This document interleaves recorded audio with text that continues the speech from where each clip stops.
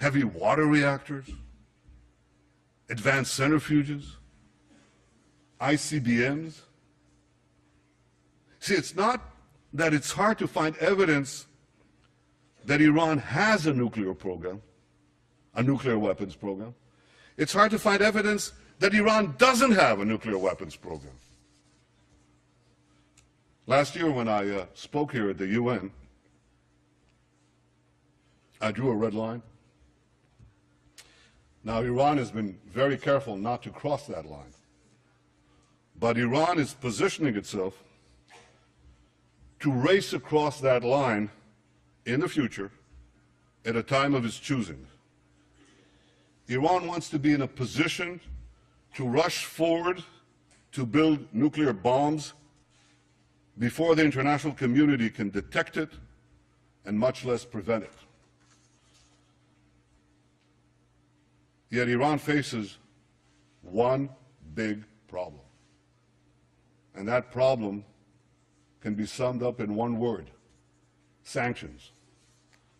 I've argued for many years, including on this podium, that the only way to peacefully prevent Iran from developing nuclear weapons is to combine tough sanctions with a credible military threat.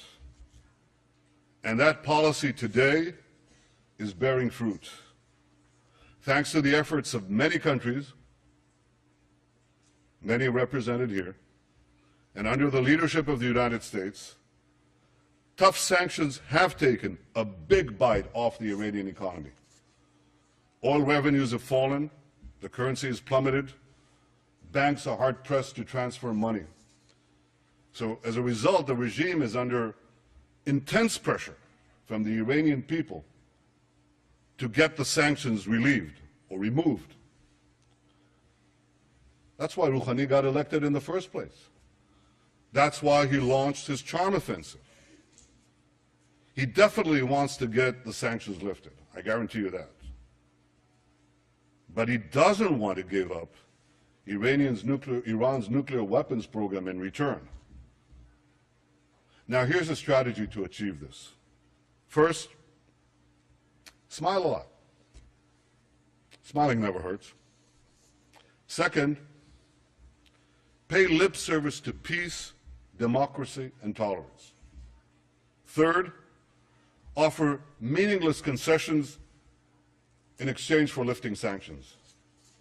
And fourth, and the most important, ensure that Iran retains sufficient nuclear material and sufficient nuclear infrastructure to race to the bomb at a time that it chooses to do so.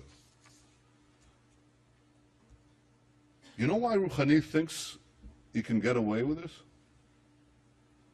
I mean, this is a ruse. It's a ploy. Why does Rouhani think he can get away with it? Because he's gotten away with it before. Because his strategy of talking a lot and doing little has worked for him in the past. He even brags about this. Here's what he said in his 2011 book about his time as Iran's chief nuclear negotiator. And I quote, "While we were talking to the Europeans in Tehran, we were installing equipment in Isfahan." Now, for those of you who don't know, the Isfahan facility is an indispensable part of Iran's nuclear weapons program. That's where uranium ore called yellow cake is converted into an enrichable form. Rouhani boasted, and I quote, "By creating a calm environment, we were able to complete the work in Isfahan." He fooled the world once. Now he thinks he can fool it again. You see, Rouhani thinks he can have his yellow cake and eat it too. And he has another reason to believe that he can get away with this. And that reason is called North Korea. Like Iran, North Korea also said its nuclear program was for peaceful purposes. Like Iran, North Korea also offered meaningless concessions and empty promises in return for sanctions relief. In 2005, North Korea agreed to a deal that was celebrated the world over by many well-meaning people. Here's what the New York Times editorial had to say about it. Quote, "For years now, foreign policy insiders have pointed to North Korea as the ultimate nightmare, a closed, hostile, and paranoid dictatorship with an aggressive nuclear weapons program. Very few could envision a successful outcome, and yet North Korea agreed in principle this week to dismantle its nuclear weapons program, return to the NPT, abide by the treaty's safeguards, and admit international inspectors. And finally, diplomacy, it seems, does work after all." Ladies and gentlemen, a year later, North Korea exploded its first nuclear weapons device. Yet, as dangerous as a nuclear-armed North Korea is, it pales in comparison to the danger of a nuclear-armed Iran. A nuclear-armed Iran would have a chokehold on the world's main energy supplies. It would trigger nuclear proliferation throughout the Middle East, turning the most unstable part of the planet into a nuclear tinderbox. And for the first time in history, it would make the specter of nuclear terrorism a clear and present danger. A nuclear-armed Iran in the Middle East wouldn't be another North Korea. It would be another 50 North Koreas. Now, I know that some in the international community think I'm exaggerating this threat. Sure, they know that Iran's regime leads these chants, death to America, death to Israel, that it pledges to wipe Israel off the map. But they think that this wild rhetoric is just bluster for domestic consumption. Have these people learned nothing from history? The last century has taught us that when a radical regime with global ambitions gets awesome power, sooner or later, its appetite for aggression knows no bounds. That's the central lesson of the 20th century. And we cannot forget it. The world may have forgotten this lesson. The Jewish people have not. Iran's fanaticism is not bluster. It's real. This fanatic regime must never be allowed to arm itself with nuclear weapons. I know that the world is weary of war. We in Israel, we know all too well the cost of war.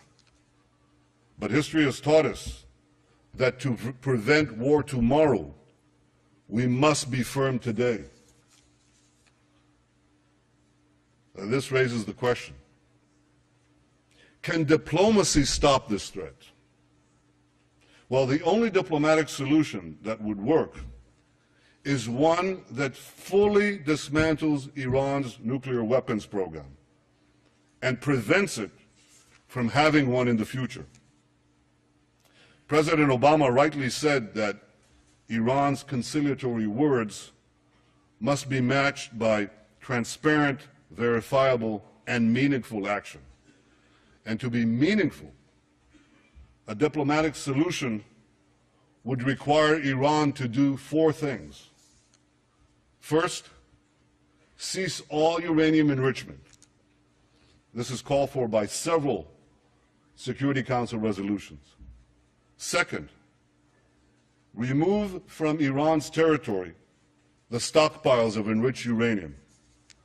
Third, dismantle the infrastructure for a nuclear breakout capability, including the underground facility at Qom and the advanced centrifuges in Natanz. And four, stop all work at the heavy water reactor in Iraq aimed at the production of plutonium. These steps would put an end to Iran's nuclear weapons program and eliminate its breakout capability. There are those who would readily agree to leave Iran with a residual capability to enrich uranium. I advise them to pay close attention to what Rouhani said in a speech to Iran's Supreme Cultural Revolutionary Council. This was published in 2005. I quote, here's what he said. A country that could enrich uranium to about 3.5% will also have the capability to enrich it to about 90%. Having fuel cycle capability virtually means that a country that possesses this capability is able to produce nuclear weapons. Precisely. This is why Iran's nuclear weapons program must be fully and verifiably dismantled.